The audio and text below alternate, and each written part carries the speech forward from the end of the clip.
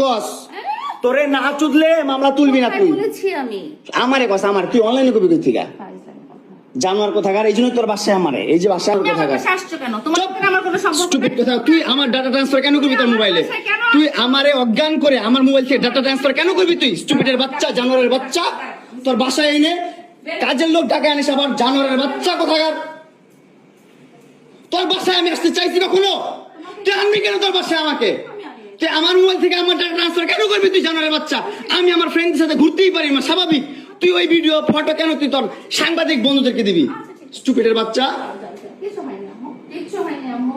আসছে মামুন এসে এখানে মারামারি করতেছে, তাড়াতাড়ি আসেন। 465-তে আসেন ভাই।